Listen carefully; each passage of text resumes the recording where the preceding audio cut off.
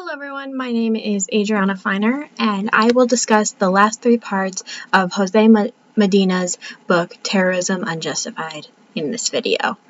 In this book, Medina explores the moral and logical issues that arise when discussing terrorism, including its definition, the justifications used by its perpetrators, and how society should respond appropriately.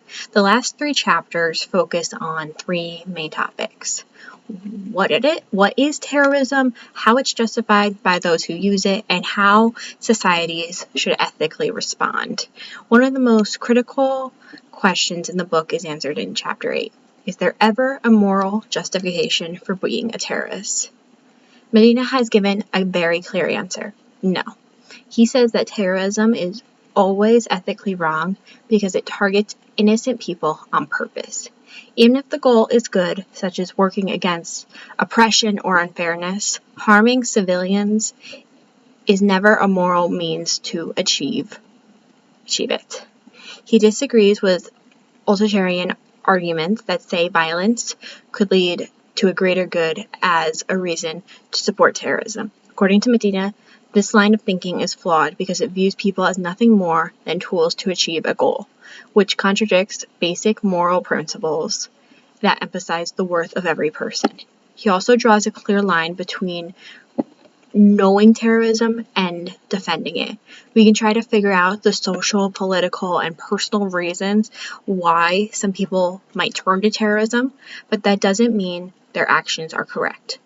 Ultimately, Medina emphasizes that the goal should never exceed the means. There is no political, religious, or moral reason to hurt innocent people on purpose. At the end of Chapter 9, Medina shifts the subject from the moral wrongness of terrorism to the concept of moral duty.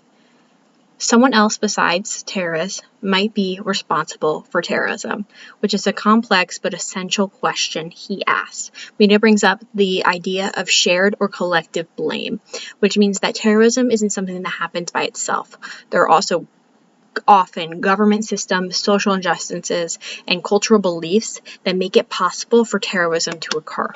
As an example, when governments act unfairly or are discriminatory, they can indirectly make people or groups angrier and more hopeless, which can make them turn to violence.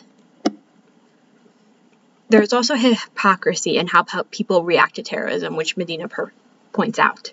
We often condemn violence by terrorists, but we don't bother to mention or defend violence by the government that hurts people in other ways. His theory prompts us to consider more than just who is to blame and examine how we might be implicated by the larger systems that contribute to violence as citizens, voters, or consumers.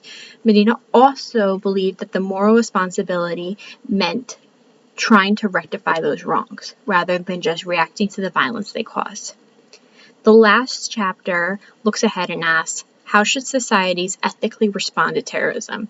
Medina warns that the typical response, military retaliation, mass surveillance, and fear-based policies often create more harm than good. These reactions can lead to violations of human rights, racial profiling, and the erosion of civil liberties. Instead, he says the only truly moral reaction upholds fairness, compassion, and respect to all people. That means dealing with the reasons behind terrorism, like poverty, injustice, and being left out of politics, feeling alone, instead of just punishing the symptoms. Medina says that instead of resorting to violence, people should work together around the world. He believed that moral security should focus on combating terrorism through justice, rather than just controlling people through fear. He tells us that we can't give up our morals when we fight terrorism. We should make the problem that we're trying to solve worse if we use unfair or cruel methods to fight terrorists. To conclude, the final three chapters of Terrorism Unjustified take us from moral theory to practical ethics. Medina shows that terrorism cannot be justified, that responsibility for it often is shared across society, and that our response must be grounded in justice and human rights. He leaves us with a strong message. The fight against terrorism isn't just about safety. It's also about protecting our morals and our humanity as a whole. Thank you for listening.